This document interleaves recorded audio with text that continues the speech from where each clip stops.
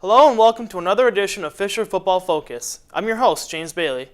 This past Saturday, the Cardinals headed into Morrisville with a big chip on their shoulders. They came in at 1-3, coming off a crushing loss to Buffalo State, and needed a victory to not only remain in postseason contention, but to keep the season from getting out of hand. Let's take a look at the highlights. It was a beautiful fall day on the campus of Morrisville State College, and quarterback Corey Benedetto maintained with that theme with this gorgeous 85-yard touchdown pass to Marcus Jackson on the Mustangs' second offensive play to give Morrisville a 6-0 lead. The Cardinals would respond with senior quarterback Matt Naton finding senior Bobby Campese for this 52-yard touchdown, putting the Cardinals ahead 7-6. That lead would last all 37 seconds as Morrisville's Christian Pena would catch the Cardinals off guard with a 66-yard touchdown pass out of the Wildcat to Morrisville's Anthony Mella. Then, after a Cardinals 3-and-out, Benedetto would go long again, this time hitting Mella in stride for a 74-yard touchdown, giving Morrisville a 20-7 lead. After another Fisher drive stalled, Morrisville would again drive down the field and look to take a commanding 3-score lead. However, Benedetto's pass would get intercepted in the end zone by Alec Mortellero. Mortellero would bring it back 74 yards to the Cardinals' 26 to give the Cardinals a chance to score. Then, early in the second quarter, Naton would find fullback Oliver Mold in the flat on this 5-yard touchdown pass to cut the lead to 6. Then on the Cardinals' next drive, Naton would connect with Campese again on 4th down for a 26-yard score to give the Cardinals a 1-point lead. However, a Morrisville field goal at the end of the half would give the Mustangs a 23-21 advantage. On their first drive of the second half, Naton would again connect with Campese, this time for 54 yards, setting Fisher up with a 1st and goal at the 1. Then Tony Fusco would walk in untouched to give the Cards a 28-23 advantage. Morrisville would storm back in the 4th thanks to a Pena 8-yard touchdown run, but a failed 2-point conversion would leave Morrisville up only 29-28. The Cardinals' offense would stall the next 2 possessions, but their defense would set them up with a chance with 47 seconds left. Naton would complete 4 passes on the final possession to captain Nathan Nagolian, including this 9-yard touchdown with 11 seconds remaining to put the game away. The Cardinals would win in thrilling fashion 35-29 to improve to 2-3 overall and 2-2 in the Empire 8. Coming up next, I'll be joined by head football coach Paul Vosberg, so stay here.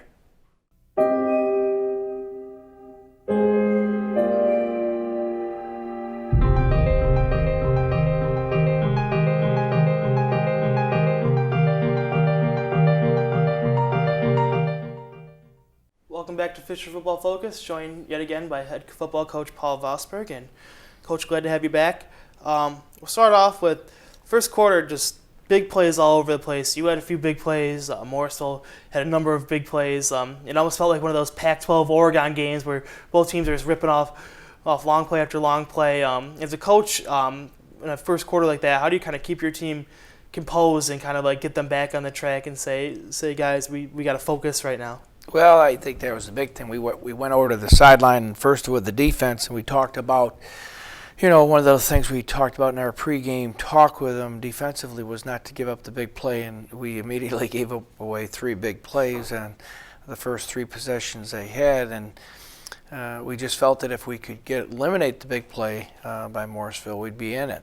The other thing I went over and talked to the offense about was we could move the ball against these people. We just need to finish some plays off because, we did have a big play with Bobby Campese early. We threw him the little screen outside, and he breaks it for a touchdown and so on, which put us ahead at that time 7-6. And then they came back with a big play and went ahead. But then our next possession, we drop a pass and so on and so forth. So we just needed to relax and start playing football and concentrating on what we need to get done and not panic so much right now. Just relax and get ready to play football. Yeah, and those 3 big plays in the first quarter, 88 yards, 66 yards, 74 yards, and they accounted for 228 of Morrisville's 364 passing yards. So, and that was in the first 7 minutes of the game. So, last 53 minutes of the game, you guys let up, you had up 140 passing yards. So, was that a big adjustment that you and Coach Fox talked about on defense, or did you guys just get back to executing the game plan? No, Coach Fox didn't change anything he was doing. It was just now players got to play. They got to make plays, and they can't blow assignments. So got back to running the same things that we wanted to run going into the game, and Coach kept making the same calls, and now the players were executing the calls and not blowing the assignments, and that's what it boiled down to. We didn't have to really make any adjustments. The adjustments being made were concentrate on what you're supposed to get done and do what you're supposed to do. Well, stop me if we've talked about this before, but Alec Morrisville, another big interception. At that point, you guys down 20-7, and Morrisville driving has that big interception in the end zone, brings it back inside your guys' territory, and really timely interception, and had 2 timely interceptions in the Brockport game. Almost had a timely interception called back for a penalty against Cortland. Always in a great spot, right spot at the right time. So what are your thoughts on not only that play, but as Morrisville as a player as a whole? Well, Alex is a very smart football player. He's not the biggest guy in the world on our football team and that, but Alex knows how to play the game, and he plays a very good mental game in that. And so he does put himself in the right place at the right time and comes up with big plays, and that's what makes him. He's a good defensive back. He does a good job on the corner, and this is really only his second year playing with us, even though he's a junior. His freshman year, he had gotten hurt and did not play at all his freshman year. So last year as a sophomore was really his rookie year with us, so to speak, and that. So he's just getting better and better. He's just a smart football player. Matt Nathan this week had a great game, 372 passing yards, 4 touchdowns, no interceptions. Do you think he was playing with a bit more of a chip on his shoulder after losing the job to Caton and now getting it back due to injury? Well, I think that had something to do with it. No quarterback wants to be pulled and so on. So I think Matt just wanted to get back to playing good football. I don't think he was happy with his performance before and why he got pulled. He understood that. Now he had to prove to it, and he wanted to lead his team. And so it meant a lot to him in a lot of different ways. One for his own personal pride and stuff like that, but also for his team. You had a couple of wide receiver fumbles this week. You had the one from Derek Boland last week, so that's 3 in 2 weeks, and it's been from 3 different players.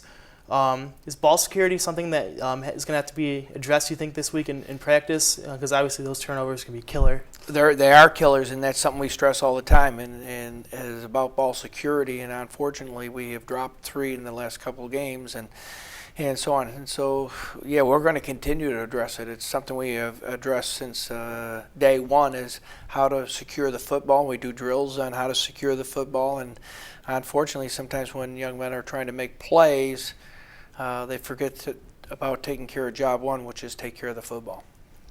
So last night in the Sunday night football game, in the post-game show, Bob Costas and Tony Dungy were talking about the Giants came back and ended up winning on a last-minute touchdown drive, and they talked about how a win always looks the same in the win column, but the way you get there can definitely change the momentum of your team moving forward. And so they inferred that would be a big game to help the Giants jump forward. Look at your game this past Saturday then. Very similar deal. Your team came out of the stretch a little shaky and stuff, still trying to find that identity to kind of get back on the right track, and then you ended up being down, driving down, and scoring that touchdown with 11 seconds left to win the game. So do you kind of feel it's kind of that same thing? It's a big momentum play that you think will end up carrying you guys forward to the next 5 games? Well, we're really hopeful it does. We hopefully have learned from this game. We try to talk to our players about always treating wins and losses the same.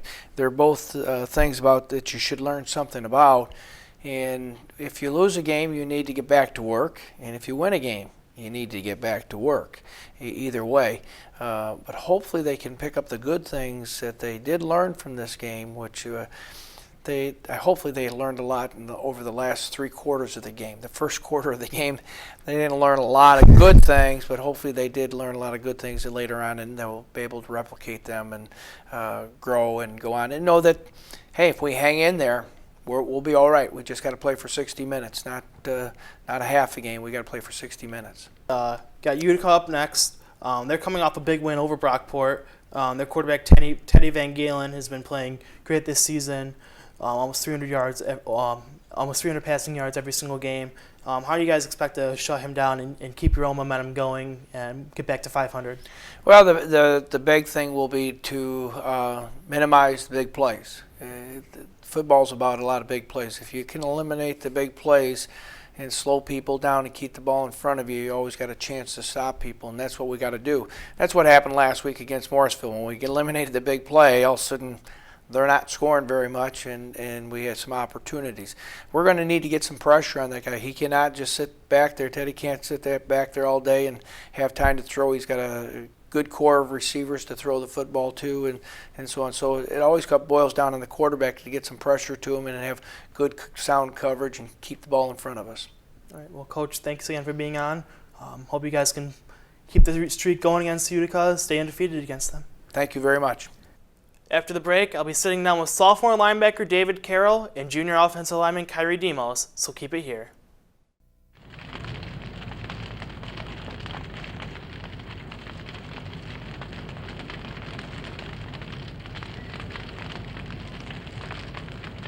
Only you can prevent wildfires.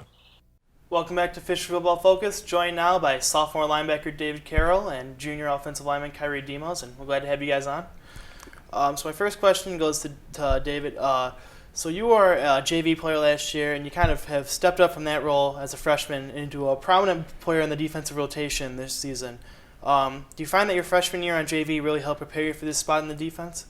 Absolutely. Playing JV really helped me get adjusted to college football a lot faster than high school, and just having that little intermediate step to get used to the level of play has definitely helped me prepare and get ready to have a season this year, a good season this year. What about, you had a lot of, great leaders. You had Mike Donaldson was a graduate senior captain last year. You have Brandon Miller, senior captain linebacker this year. Have those guys kind of helped mentor you to kind of help get you into position to succeed like you had this season? Absolutely. Last year with Miller, Donaldson, Pete D'Amelia, those guys really helped me step in, make me feel like part of the Fisher football family. And having those guys at linebacker to kind of guide me through last year to get me into the position that I am now absolutely helped me out and got me prepared for that. Now, Kyrie, I talked to James Chambers last week. He was on the show, and we talked a little about you guys' time at UB. Can you compare the level of competition that you had? I know you redshirted, didn't play that year, but even just in practice to the level of competition that you're playing now here at Fisher and at the D3 level? There's a few differences. There's, obviously those guys are bigger, some of those guys are very, very athletic, but at this level, it's just as competitive. It's just as hard-nosed of football. It's, the drive for everybody here is just as competitive at that level. I definitely can say, though, being here at Fisher, I've enjoyed my time, and I love all the guys here on the team, so I wouldn't trade the experiences I've had here for anything that I did at UB. I also talked to Chambers last week about you guys being teammates with Khalil Mack. He played defensive back there, so I was able to play on the defense with Mack, but you had a little bit of different perspective being on the scout team offensive line. Can you talk about Khalil as a player and as an individual? Oh, yeah, he was easily the most dominant player that I've ever had to play against. Just single-handedly, every single day, it was a challenge, just being able to having to block him and, just having that competition level with him. It helped me out a lot. It really did. Coming out of high school, I didn't really realize how much you had to put into the game to be as successful as a potential first-round draft pick like Max. So it was great playing with him. He did great things at the collegiate level, and now he's doing big things in the NFL. Moving back to you, Dave. Early on this past week, you guys gave up a number of big plays early on, 85-yard pass play, 66 yards, 74 yards. As a defensive player and as a defense as a whole, how difficult is it to kind of maintain your composure and just keep that positive mindset, come back out here the next drive and say, we got him this time?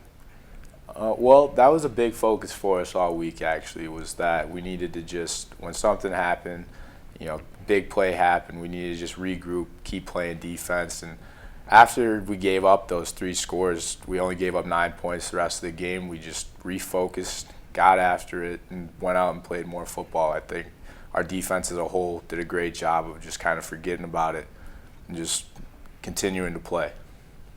And Kyrie, your O-line this year, obviously you've been starting at right tackle. What are your thoughts on this group as a whole? Now that you've played on so many different levels, what are your thoughts on this year's offensive line? Oh, this offensive line is growing. It's very, very, very young, but we've got some veterans. Austin Coleman also is a 2-year starter, and Kyle Gensler is a 4-year starter at the left tackle spot. So we've got some veterans. At the same time, we've got some young guys coming up, Ross Mathewson and Martin Peace and Jordan Schofield, Donovan Kims. We've got a few guys rotating in, and we've had our struggles, but at the same time, like I said, we're growing. We've been working to get better, and it showed. The past few weeks we've gotten better over time. So I just hope to continue that on.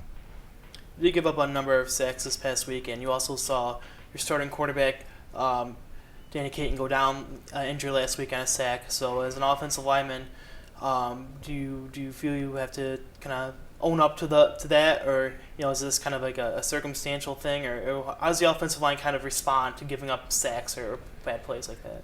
You never want to point the finger. It's never just, oh, well, it was his fault. If he had took that step. It's got to be a collective effort. There have been things that we need to do better collectively to get better and protect our quarterback and not give up sacks. So it is on us. We do take that on us. So as a group, we know that those sacks and having Danny get hurt can't happen continuously. So we know moving forward we need to get better with that. And I feel like we took a step in that direction last week. Kind of an open question for both of you guys. Both of you guys were a member of last year's team that achieved a lot of success and going to an ECAC bowl. To end up with 2 losses on the year. Already have exceeded that loss total this year. And it's been a kind of recurring theme talking to the different guests on this show about what the difference between last year's team was to this year's team. Can you guys kind of point out anything that you guys have seen from your perspective that has kind of been the difference? And what do you guys think about the team moving forward? Either, go ahead. Well, I think that it's pretty evident our team's very young to start off the year. We got a lot of new players, including myself, stepping into the shoes of guys like Mike Donaldson and Brandon Moore. And the big thing was we needed to come together as a team and start playing like a unit, which I think we finally did last week against Morrisville. And moving forward, just keep that same energy, keep the same mentality that we're all going to go out, play for each other, and just keep rolling. I think we're on the right track. I think we're going to finish out this season strong and hopefully make a push at the playoffs still. And Kerry, from the offensive side, what do you see? Oh, I completely agree. It's always tough replacing someone like Tyler Fenty, who's a 2-time Conference Player of the Year. And Matt and Danny have stepped in and done some things for us. So, they just need to continue to improve week in, week out. But yeah, like with what David said, we're very young. We have a lot of young guys stepping in, their first real varsity experience, and it's a learning experience. But we're getting better. We've won 2 of our last 3 games, and I think we're gonna continue to make moves and do some things in the Empire 8 Conference.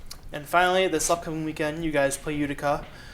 So Dave, I just talked to Coach Vosberg about Teddy Van Galen, their great quarterback. What do you see in Utica's offense that you think you're going to be able to exploit defensively? Well, Utica they're great all around. They've been having a terrific year. Their offense, they're very basic. They run a lot of the same stuff, but they do it incredibly well. They get after you up front. I think that when it comes down to it, I think we're going to just have to go out and kind of get into a dogfight with them this year. They're experienced. Going up against younger guys, man, what we're going to have to do is just go out and play harder, basically. We're going to have a solid week of practice and then just come out ready to go. And Kyrie, defensively, Utica gives up over 400 offensive yards a game. So from the offensive side, what are you guys looking at that you think you'll be able to take advantage of this upcoming week? Just continue on what we did last week. We put up some points, and last year as well we put up some points on Utica. They've got a lot of the same guys coming back. One of their defensive ends was a preseason All-American, so I'm looking forward to that matchup there. But yeah, just getting after them. They're a team that has had some success early on this year, but at the same time, they've been vulnerable on the defensive side. So I think if we can attack them, rushing the ball and passing the ball, I think we'll be fine. All right. Well, thank you, gentlemen, for joining us this week, and go get them this week against Utica. Thank you very much. Thank you. After the break, assistant head coach Jim Scacchetti will be stopping by, so keep it here.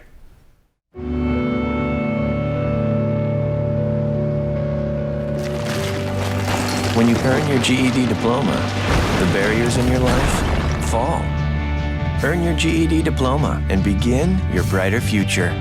Welcome back to Fisher Football Focus. I'm joined now by assistant head coach Jim Scacchetti, and we're glad to have you on, Coach Scacchetti. So first off, you're the assistant head coach, but you're also the offensive line coach. So first and foremost, how do you feel your boys up front are doing this year? It's a work in progress. I mean, obviously, I don't know if we've had the consistency that we've had in the past, but it's something we continue to work on. It's not from lack of effort or lack of trying. So, it's just a situation that we feel that, each week we have to get a little bit better and we have to work on some certain things. So, they're not to where I would like them to be right now, but it's definitely in the right direction. Yeah. We look at the stats this past weekend. Matt Nathan had a solid game offensively, but he was sacked 5 times. And as the offensive line coach like that, what do you tell your guys on the sideline when they have the sack? You just get their heads up, or how do you get them to fix those problems, especially in game like that? Yeah, I mean, when the thing is, what's a really important part for us as coaches is you have to watch film. And the thing is, I know 5 sacks sounds bad, and it is bad. I mean, there's no way around it. But some of the situations is not always one person's fault or the offensive line or the running back's fault, but it could be a situation where one guy misses an assignment. So it looks like everybody does a bad job. So the big thing is for us is to make sure that guys understand what the rules are and what our techniques are going to be, and we just have to keep working on them. And generally, we find when we do have pressure on the quarterback or we do give up a sack, it's because somebody used either the wrong technique or the wrong rule.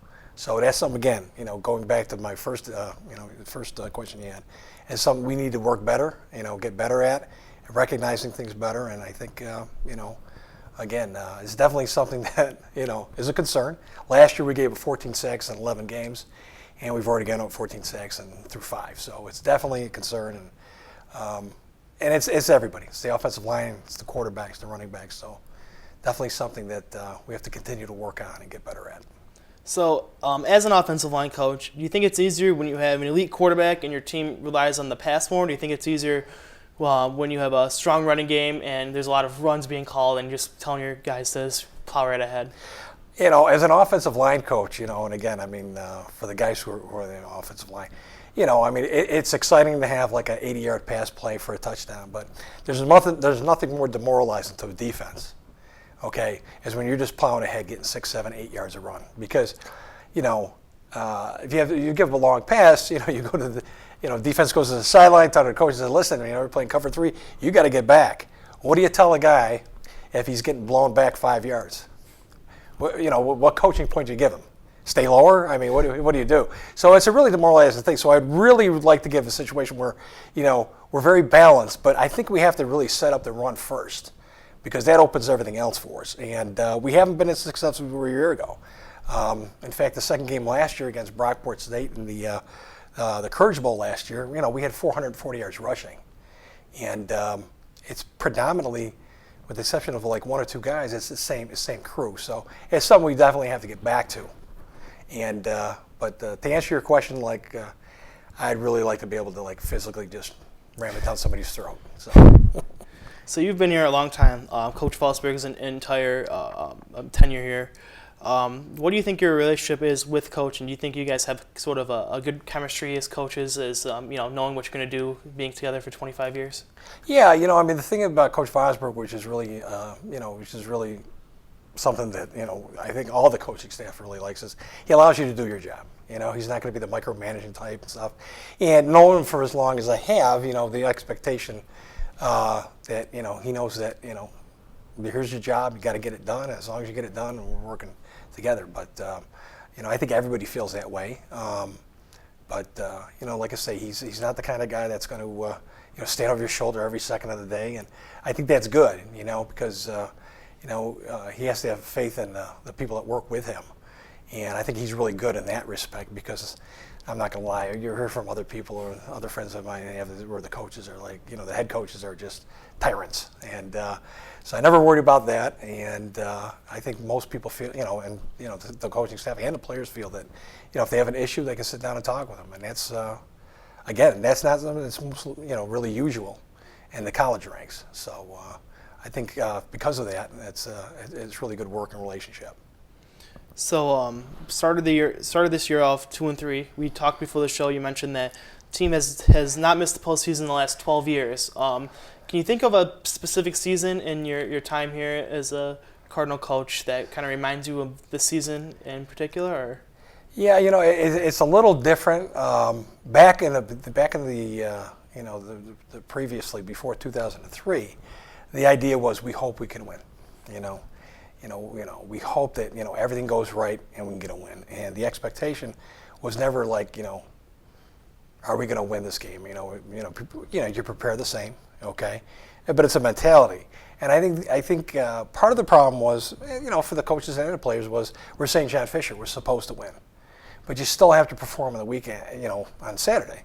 And I'm not saying that it's anybody's specific fault, but I think one of the things that this year's team needs to really concentrate on is, getting better. You can't just go out there because you're St. John Fisher and you're going to win. I mean, for a long time, we've had a target on our back as being the team to beat. And, especially this weekend, we're playing a team that's never beaten us, or we've never lost to, however you want to look at it. So, I would say prior to the 2002 season, where it kind of feels like that idea back to, okay, can we win this game? What do we need to do? As opposed to going out there, playing our game, being consistent, hustling, taking care of all the things, being smart, all that different thing.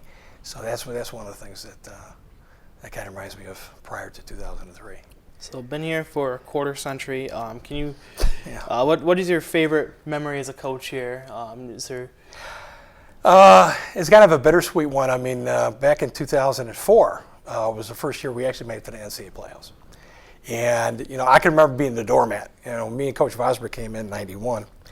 92, 93, 94, and 95, we actually had a winning season. And not a lot was done to the campus. I mean, the campus looked completely different from what it was now.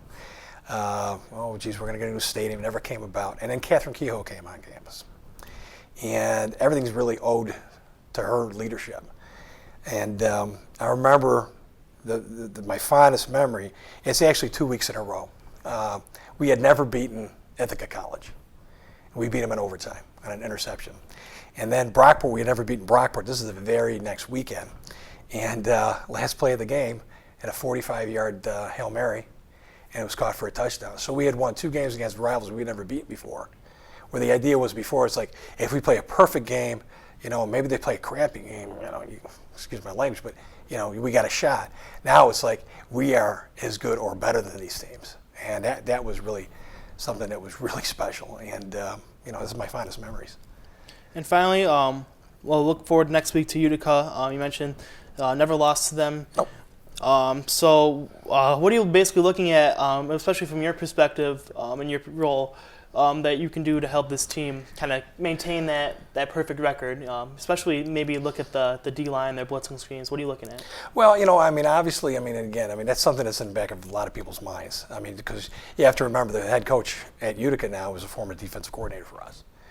And, for the 8 past years and stuff like that, we've had either some close games or not very close games, but we've won every one of them. And the fact of the matter is right now is that I think they feel, okay, I hear people say it's like, oh, geez, they got to be really pumped up for this game. Well, it's like, no, we're pumped up for this game too. And the fact of the matter is what I think there's something we really have to concentrate on is, as I said, improving. You can't like completely like mentally, say, oh, we got to kick this team butt or we can't possibly lose to them. That doesn't work. What you have to do is you have to work throughout the week and get better at the things we talked about before. And the more prepared you are, the more, you take practice seriously and you're getting better. And again, we talk about get better on every rep that you take. I think that's the way that we have to approach it. And then, like I say, there's definitely no reason we can't have success this Saturday and continue the streak. So. All right. Well, thank you very much for being on, Coach. We're glad to have you, and best of luck this weekend. Thanks for having me.